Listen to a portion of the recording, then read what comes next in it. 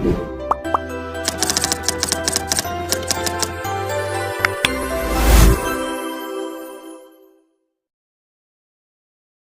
दोस्तों, welcome to ट्रांजेंट classes. तो आशा राखું છું તમે બધા મજામાં છો, મસ્ત છો। ડિપ્લોમા સેમેસ્ટર 1 ના વિદ્યાર્થી મિત્રો માટે આપણે મેથેમેટિક્સ 1 આપણે સ્ટાર્ટ કર્યું। ઓકે, આની પહેલાના લેક્ચર્સમાં આપણે લોગેરિધમના અમુક દાખલા જોયા હતા। નેક્સ્ટ આ લેક્ચરની અંદર આપણે બીજા દાખલા જોતા જઈએ, બરાબર। સરસ મજાનો ક્વેશ્ચન છે, 4 માર્કની અંદર તમને પરીક્ષાની પૂછાય છે।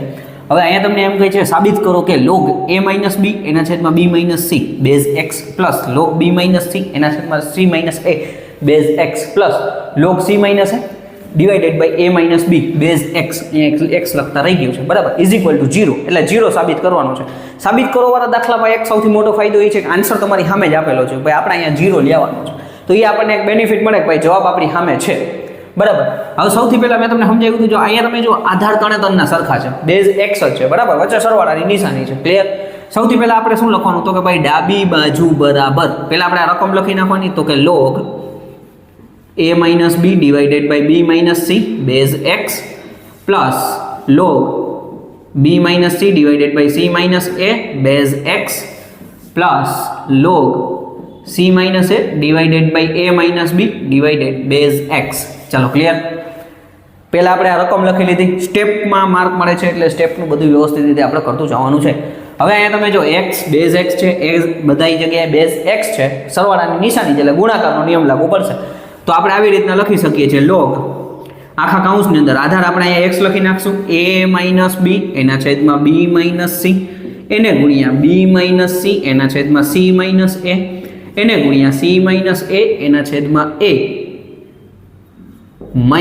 b।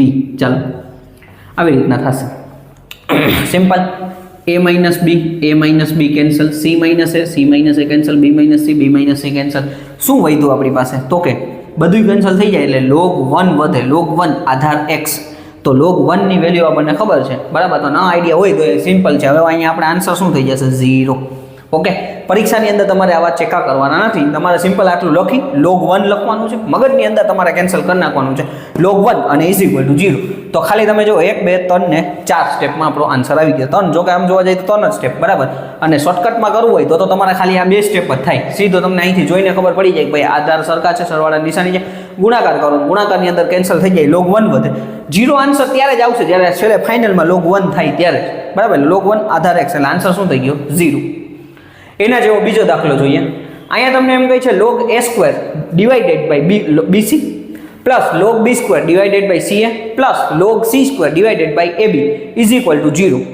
એટલે 0 આપણે સાબિત કરવાનું છે। આધાર અહીંયા તમને આપેલા નથી એટલે કાંઈ ટેન્શન નથી, એનો મતલબ એવો છે કે બધાના આધાર કેવા છે, સરખા છે, બરાબર। સેમ આપણી પ્રોસિજર પ્રમાણે ડાબી બાજુ બરાબર, અથવા જો ઇંગ્લિશમાં લખતા હોય તો LHS log a² bc plus log b² ca, અથવા ca લખો ac લખો કાંઈ ફેર નથી પડતો, અને log c² ab। ઓકે, આધાર સરખો છે, સરવાળા નિશાની છે એટલે ગુણાકાર જ થશે, બરાબર। તો log અહીંયા આપણી પાસે ગુણાકાર થશે એટલે a² ડિવાઇડેડ બાય bc એને ગુણ્યા b² ડિવાઇડેડ બાય ca એને ગુણ્યા c² ડિવાઇડેડ બાય ab। ચાલો ક્લિયર। હવે જો અહીંયા a² છે, અહીંયા 1 અને 2, આ બેયનો a નો ગુણાકાર થઈ જાય તો a² થઈ જાય, એટલે a² cancel, b² b cancel, અહીંયા 2 b કેન્સલ, c² કેન્સલ, બધું કેન્સલ થઈ જાય છે। આન્સર થઈ ગયો આપણી પાસે શું, તો કે log 1 એટલે શું થઈ ગયું, 0, બરાબર। ફાઇનલ પાછો આપણો આન્સર આપણને મળી ગયો 0, log 1 આવે એટલે આન્સર શું થઈ ગયો, 0, બરાબર। ડાબી બાજુ બરાબર, જમણી બાજુ આવું લખી નાખવાનું, સિમ્પલ, બરાબર। તો આવો તમને 3 અથવા 4 માર્કની અંદર દાખલો પૂછાઈ જાય છે, એકદમ ઇઝી છે। ખાલી રૂલ જુઓ, ખાલી એક જ રૂલનો ઉપયોગ થયો છે, આધાર આપણે ગુણાકારના નિયમનો, બરાબર, એના ઉપરથી સીધો તમને આન્સર મળી ગયો। ઓકે, નેક્સ્ટ બીજા દાખલા જોઈએ, વ્યવસ્થિત રીતે પોઝ કરીને લખી લ્યો।